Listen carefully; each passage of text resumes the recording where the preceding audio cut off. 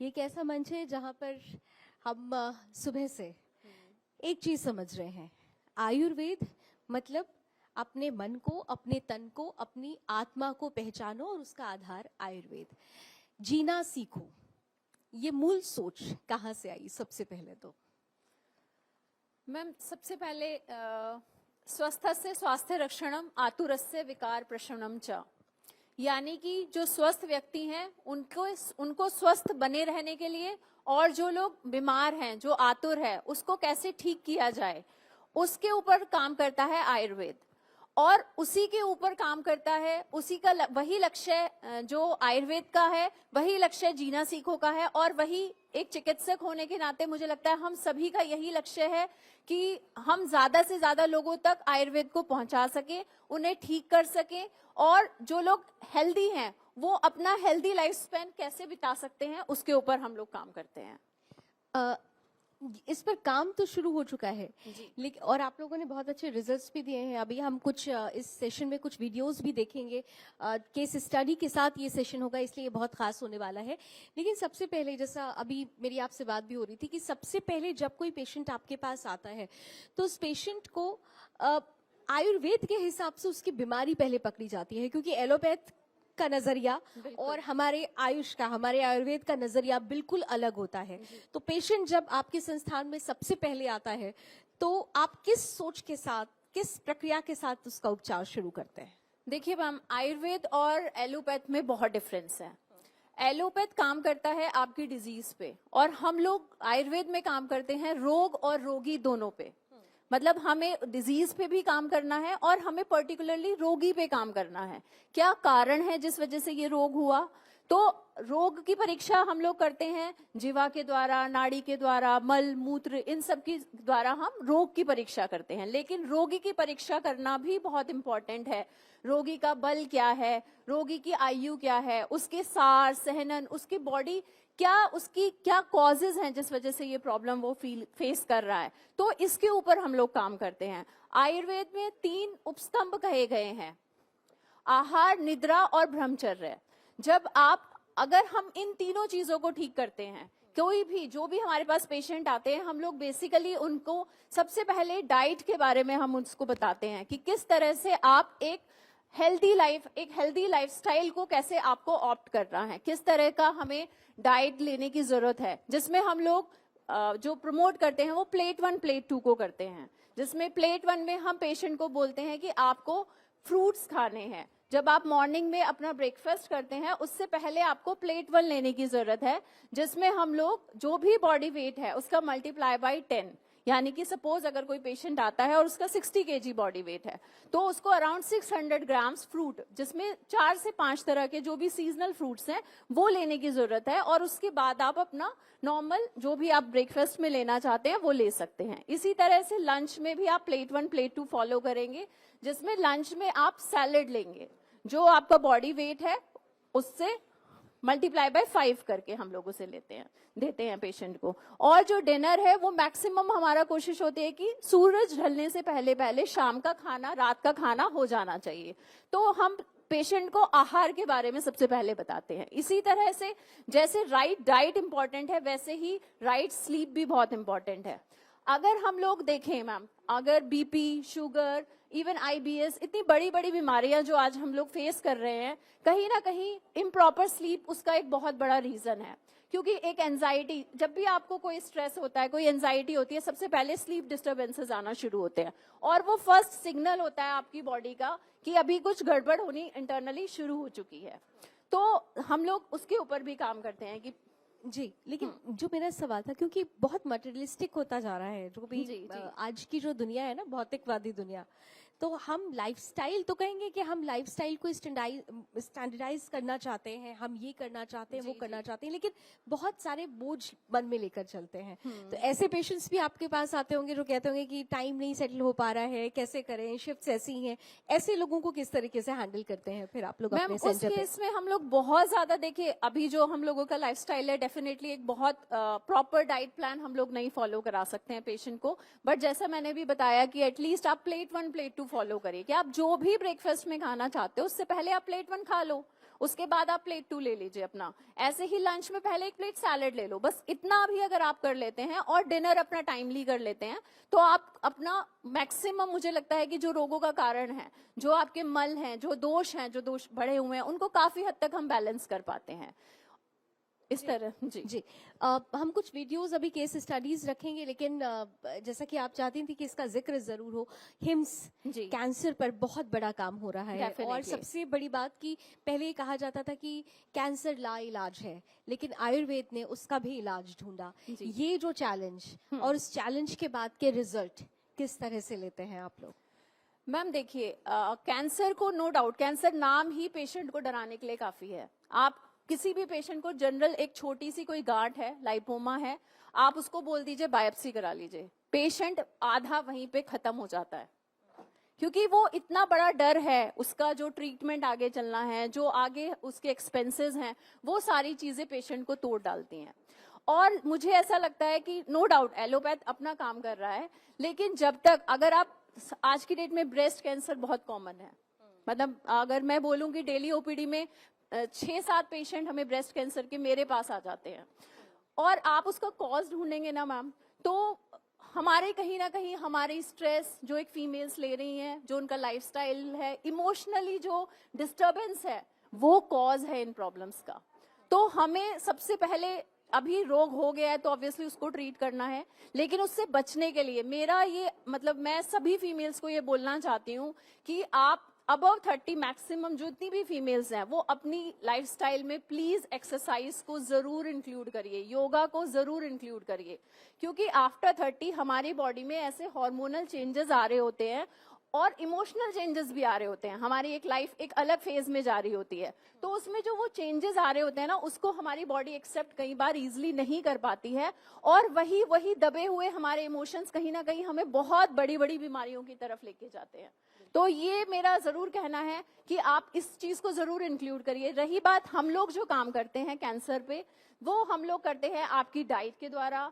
आपका, जैसे अभी सर ने भी थोड़ी देर पहले बताया कि आयुर्वेद सिर्फ आपके रोग भी नहीं कम कर रहा, वो आपकी बॉडी, माइंड, सोल, तीनों चीजों को इंक्लूड करके एक होलिस्टिक अप्रोच के साथ हम लोग ट्रीटमेंट देते हैं। यानी ये कहना चाहिए कि बीमार और बीमारी दोनों पे एलोपैथी सिर्फ बीमारी पर काम करती है, लेकिन Yes. बीमार पर नहीं करती, और आयुर्वेद बीमार और बीमारी दोनों पर ही पे काम काम करता करते है। हैं। अच्छा, अब क्योंकि हम केस स्टडी के साथ इस सेशन को आगे बढ़ाएंगे, तो can we have a first video please? वो वीडियो रन कीजिए, क्योंकि हमारे पास कुछ केस स्टडी है और डॉक्टर निधि चाहती हैं कि उस केस स्टडी पर Definitely. ही आप लोगों के साथ कुछ इतने बातें मैम साझा केस की स्टडी जाए। शुरू होती है, इतने मैं एक और इम्पोर्टेंट बात बोलना चाहती हूँ कि हमारे पास बहुत सारे एलोपैथिक टर्म्स लेकर पेशेंट्स आते हैं, बहुत सारी डिजीजेस जो अलग अलग नाम से हमारे पास आती हैं, लेकिन जो आयुर्वेद है ना, वो कभी भी उन टर्म्स को लेके नहीं ट्रीट किया जाता है। आयुर्वेद इतना बड़ा शास्त्र है हमारा, जिसमें सब चीजें पहले से ही एक्सप्लेन्ड है। अगर मैं बात करूं कोविड की, इवन दो कोविड भी हमारे आयुर्वेद की, हमारी चरक संहिता में विषम ज्वर में ऑलरेडी एक्सप्लेन था। तो ऐसा नहीं है कि अभी जो ये नई नई बीमारियों के नाम हम सुन रहे हैं, और बीइंग एन आयुर्वेदिक डॉक्टर लोग डर जाते हैं वो नाम सुन के कि पता नहीं कौन सी नई बीमारी आ गई है। तो हमारे ग्रंथों में सब कुछ वेल एक्सप्लेन्ड है, बस जरूरत है हमें, मुझे लग रहा है कि आयुर्वेद को ओवरलुक किया जा रहा है। अगर आप ध्यान से उसको देखेंगे और चीजों को, हम लोग अच्छे डॉक्टर्स से हम लोग मिलते हैं, तो हमें सब समझ में आता है कि हर चीज का ट्रीटमेंट आयुर्वेद में है। बिल्कुल, भारत का ये दर्शन ही है, स्वास्थ्य दर्शन ही है आयुर्वेद Definitely. से। और मुझे लगता है ये पहला वीडियो प्लीज। मेरे पिताजी का घुटना खराब हो गया, मैंने एम्स में दिखाया, बोले घुटना ट्रांसप्लांट करना पड़ेगा। राम मनोहर लोहिया में दिखाया, बोले घुटना ट्रांसप्लांट करना पड़ेगा। मैंने एक बड़े दिल्ली के प्राइवेट हॉस्पिटल में दिखाया, टॉप के डॉक्टर को, उन्होंने बोला इलाज करना पड़ेगा। हिम्स में गए चंडीगढ़, 10 दिन रहे, आराम से चल रहे, बढ़िया घुटना ठीक हो गया।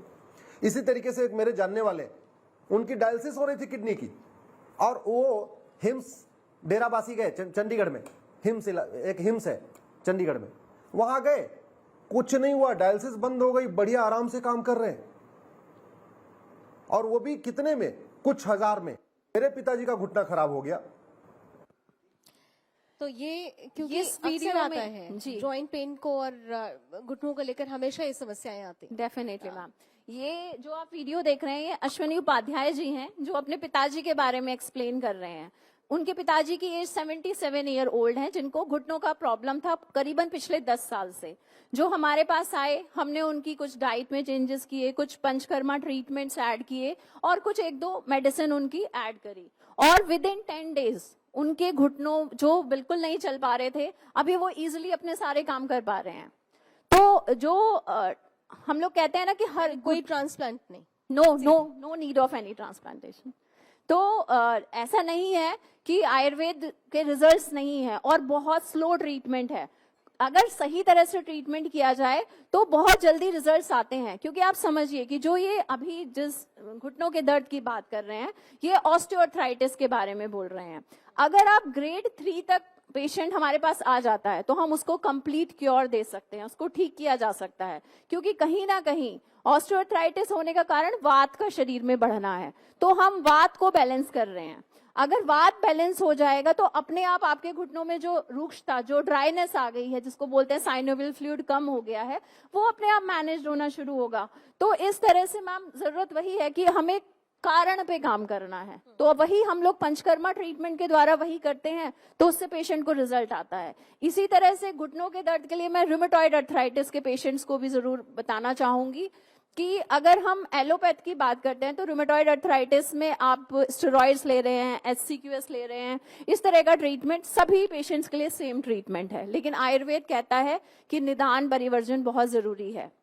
जब आप रूमेटॉइड अर्थराइटिस के पेशेंट को ट्रीट कर रहे हैं और आप बोल रहे हैं आप दही भी खाइए, आप छाछ भी लीजिए, आप चावल भी खाइए, तो हम उसके कॉज को तो और बढ़ा रहे हैं। तो ये तो एक तरह से वो हुआ कि एक तरफ हम झाड़ू लगा रहे हैं और पीछे से कूड़ा फेंक रहे हैं। यानी प्रकृति नहीं समझ रहे हैं शरीर। डेफिनेटली प्रकृति, आपको बीमारी की भी समझनी जरूरी है और पेशेंट की भी समझनी जरूरी है कि क्या कारण है, क्या कौन से दोष प्रकोपित हुए हैं जिस वजह से ये रोग हुआ है, और उस पेशेंट की खुद की प्रकृति कैसी है कि हमें उसको क्या देने की जरूरत है। अगर वो हम ट्रीट करेंगे तो डेफिनेटली पेशेंट को क्योर आएगा। इवन दो रूमेटॉइड अर्थराइटिस के पेशेंट्स जो एलोपैथ कहते हैं कि वो कभी भी ठीक नहीं हो सकते, एक ऑटो इम्यून डिसऑर्डर है, लेकिन आयुर्वेद में मैंने खुद ऐसे पेशेंट्स ट्रीट किए हैं जो आज बिल्कुल ठीक हैं, उन्हें कोई सिम्टम्स नहीं है रूमेटॉइड के। ठीक है, यानी जीना सीखो में आप कहना चाहिए कि शरीर को भी पहचानो, अपने खुद के शरीर को, अपने अंदर को डेफिनेटली। हम तो खुद ही बोलते हैं मैम कि हमें अपना डॉक्टर खुद बनना है। हमारी बॉडी हमें खुद सिम्टम्स देती है, हमें बताती है कि ये चेंजेस आ रहे हैं। जी, दूसरा वीडियो चलाइए प्लीज। यहाँ पे 2-3 गांठें हो गई, तो मैं गया है किसी मित्र के पास, डॉक्टर है, उन्होंने देखा उखा, बोले ये तो निकलवाना पड़ेगा। हमने कहा निकलवाना? अरे मैंने कहा तो 2-3 हो रखी है। बोले हाँ निकलवाना पड़ेगा। उन्होंने बोला कि ये जो 2-3 गांठें, एक यहाँ पे थी, किधर थी, 2-3 गांठें थी, इसको निकलवाना पड़ेगा। तब तक मनीष जी का शिविर लगा हुआ था। ये महीने में 2 बार लगाते हैं, 2 बार लगाते हैं, 3-3 दिन का शिविर। मुझे थोड़ा टाइम मिल गया, हमने कहा चलो इनके यहाँ चलते हैं। 3 दिन जाके वहां पे केवल मालिश मसाज हुआ, कोई दवाई नहीं खाई।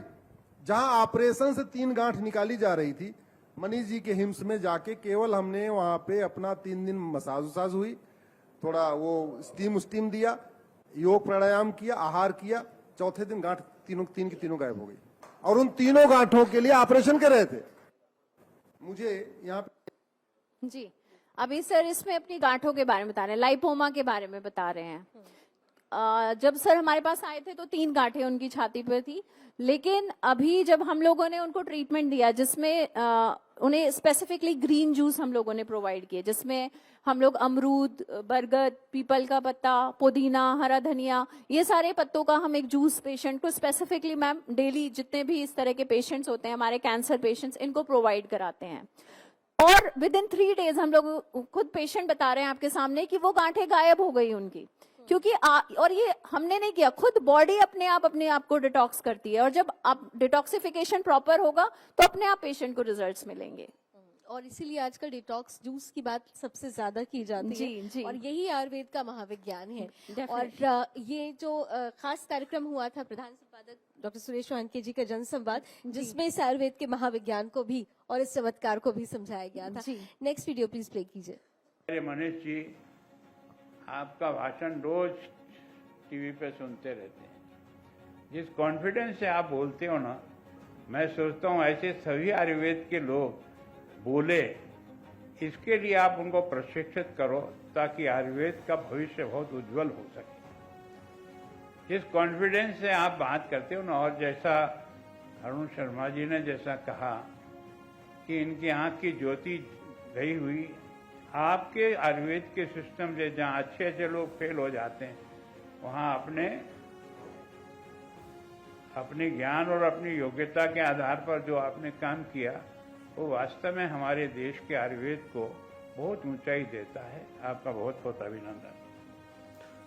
आज एआई के ज़माने में आयुर्वेद के बारे में मनीष जी ने हमारे को काफ़ी कुछ बताया। उन्होंने जो उदाहरण दिए वो स्क्रीन पे दिए थे। मैं आपके सामने जीता जागता उदाहरण सामने खड़ा हूँ।